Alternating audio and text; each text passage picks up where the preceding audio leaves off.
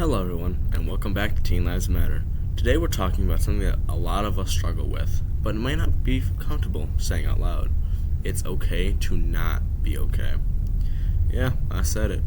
We live in a world that's constantly pushing us to put on a brave face, stay positive, and keep moving forward no matter what. But sometimes things just aren't okay, and that's normal. In fact, it's part of being human. If you feel stressed, anxious, or even just kind of meh, this episode is for you. We're here to remind you that those feelings are real, they're valid, and they matter. Let's start by talking about why it's so hard to admit when we're not okay. I mean, we live in this Instagram world, right? Everyone's sharing the best parts of their lives, the highlights, the perfectly curated moments, and when we're scrolling, it can feel like everyone else has it together. But let me tell you, most people, probably even those people in the pictures, are struggling with something. Behind every smile, there's a story, and sometimes that story isn't necessarily a happy one. Let's first talk about why we feel this pressure. It's like there's this unspoken rule that we have to pretend we're always okay. Sometimes it's because we don't want to burden others. Other times we worry that people might think we're weak or overdramatic. But here's the thing, everyone struggles. Mental health is just as important as physical health, and it deserves as much attention, if not more. Studies show that when we try to suppress our feelings, it can actually make things worse. Think of it like a pressure cooker. If you keep everything bottled up, eventually, it's gonna explode. And that explosion isn't pretty. Remember, it's not only okay to acknowledge when you're not okay, it's necessary. Talking about our struggles is often the first step towards healing. And you never know, sharing what you're going through might just help someone else feel less alone. But what does not being okay actually look like? Sometimes it's obvious, you're sad, you're crying, you're anxious, but other times it's a lot more subtle. Maybe you're feeling tired all the time.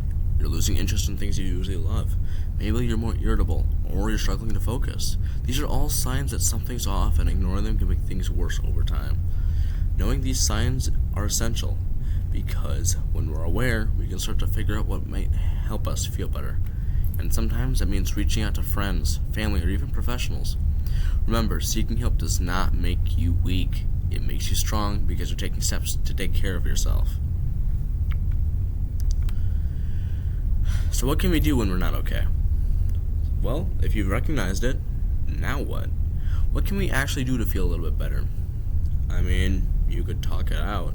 Whether it's with a friend, family member, counselor, or even writing in a journal, putting your feelings out there will relieve you so much. You could practice self-care. And by self-care, I don't mean face masks and baths, although those can help. Doing things that make you feel cared for. That can be reading, going for a walk, playing your favorite song, or just sitting there with your thoughts. Depends what floats your boat. Taking breaks from social media. If social media is making you feel worse, it's okay to take a break. You're allowed to step back and focus on stuff IRL. Unplugging is probably one of the better ways to go because most of all that negativity that's getting in our lives comes from social media.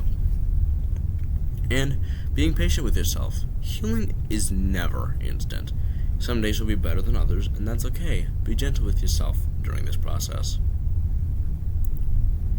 Before we wrap up, I wanted to share a story about myself.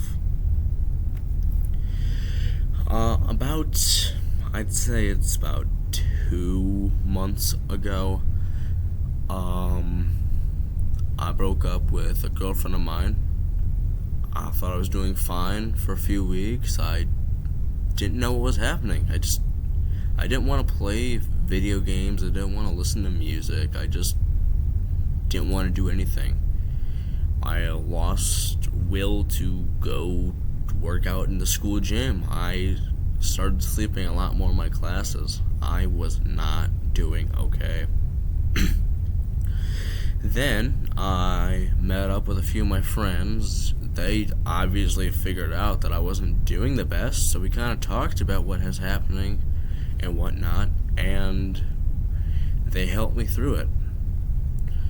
And even though these things are recurring, they don't have to hurt you. You can walk through these things and you can be strong.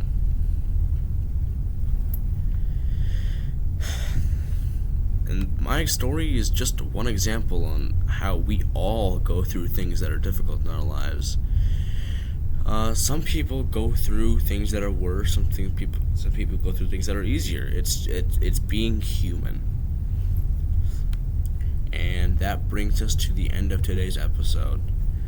Remember, it's okay to not be okay. It's okay to have bad days, to feel sad, to feel stressed, or just to feel off.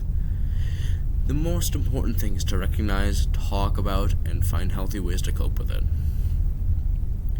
Thank you for listening to Teen Lives Matter. If you're struggling, know that you're not alone, and there's a whole community, whether it be the Discord server, you talking to me through my email, or even the brand new subreddit that I set up as of last night. People are always going to be here for you, no matter what. See you next time.